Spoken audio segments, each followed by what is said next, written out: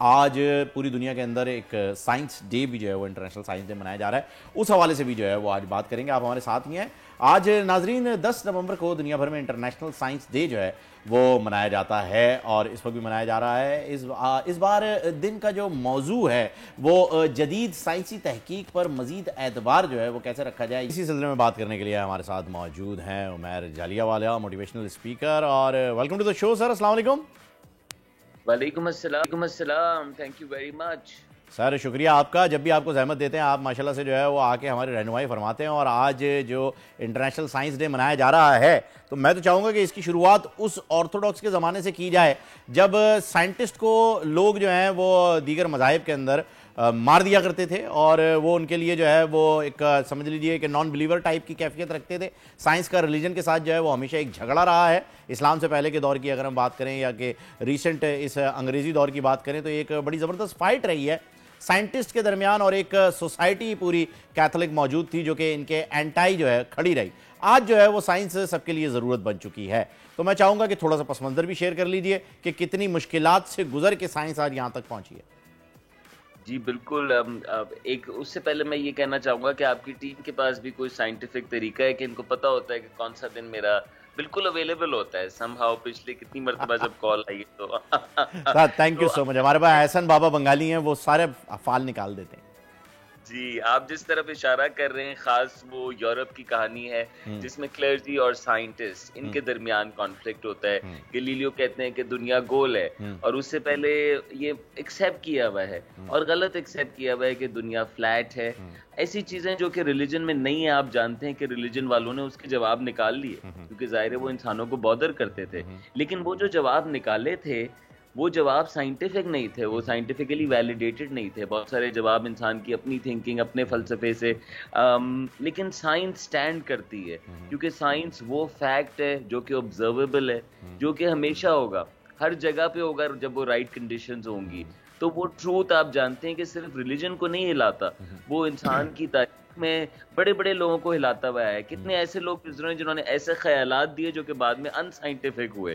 तो what is this scientific thinking and what is this revolution कि इंसान ने कहा कि हम ऑब्जर्वेशन पे, हम टेस्टिंग के ऊपर नताइज ड्रॉ करेंगे ताकि वो नतीजा बार बार रिपीट किया जा सके। यानी एक चीज जो एक जगह पे होती है, लेकिन आप जानते हैं कि इससे पहले जो और इंसान का तालीमी डेवलपमेंट भी इतनी ज़्यादा नहीं थी उस टाइम की, लेकिन ये फ्लिप हो गया है। अब आप देखें तो यूरोप के अंदर क्लर्जी जो है यानी जो चर्च है उसका रोल बड़ा डिसाइडेड है उस वक्त से। यानी उसका काम है लोगों की स्पिरिचुअल नशोनुमा, उसका नाम है लोगों की इबादत गुजारी और उनकी कम्युनिटी को हेल्प करना। लेकिन रियासत के उमूर पे क्लर्जी का इतना कुछ लेना देना नहीं है अदर देन गाइडिंग द रियासत। इनोवेटिव सोसाइटी ने अलग कर दिया उनको। साइंटिफिक उसूलों पे रियासत को बनाने की जरूरत है, ना कि सिर्फ और सिर्फ रिलीजियस उसूलों पे, क्योंकि उसमें बहुत सारी जो अंडरस्टैंडिंग है वो साइंटिफिक नहीं है। बिल्कुल आपने दुरुस्त फरमाया। अच्छा, यहाँ पर ही जो है वो बात कर लेते हैं साइंटिस्ट की। अभी हमने साइंस की बात कर ली कि किस तरीके से जो है वो कितनी लड़ाइयाँ लड़के जो है ये आए हैं। साइंस की अगर हम बात करें और इनोवेशंस की अगर हम बात करें तो जब भी कोई नया आइडिया जनरेट हुआ है उस शख्स का मजाक उड़ाया गया। रिसेंट डेज में अगर हम बात करें तो इलान मस्क ने कहा कि भाई मैं बगैर ड्राइवर के गाड़ी चला दूंगा। लोगों ने कहा भाईजान क्या खा कर आए हो, हमें भी बताओ, हम भी मंगाते हैं।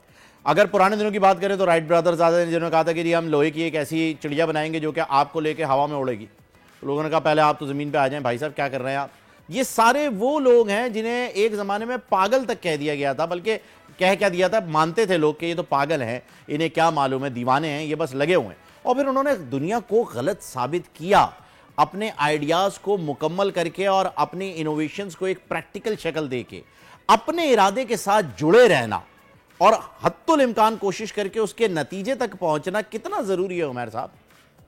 जी, साइंटिफिक थिंकिंग है ही ये। मैं मिसाल देता हूँ अपनी ट्रेनिंग्स में कि एक शख्स है वो सालों साल लगा रहता है एक ऑब्जर्वेशन के ऊपर, एक माइक्रोस्कोप के नीचे एक ही तरह की चीज को स्टडी करता रहता है और उसमें से कोई थ्योरी निकालने की कोशिश करता है और वो सालों लगाए और हो सकता है वो कुछ ना निकाल सके। तो इसके लिए तजस्सुस चाहिए, सच ढूंढने का, अल्लाह की बनाई हुई इस कायनात के अंदर तलाश करने का एक तजस्सुस चाहिए। तो साइंसदानों की कहानियां बहुत खूबसूरत होती हैं और हर सच 3 मराहिल से गुजरता है। पहले उसका मजाक उड़ता है, पहले साइंसदानों की पुराने दौर की अगर आप पढ़ें तो लोगों ने बड़ा मजाक उड़ाया। दूसरा, उनको अपोज किया, यानी फिजिकली उन्हें रोका, उन्हें जेलों में डाला, उनको सैंक्शन किया, उन्हें तरह तरह की डिफिकल्टीज में डाला। और तीसरा, उन्हें मान लिया गया।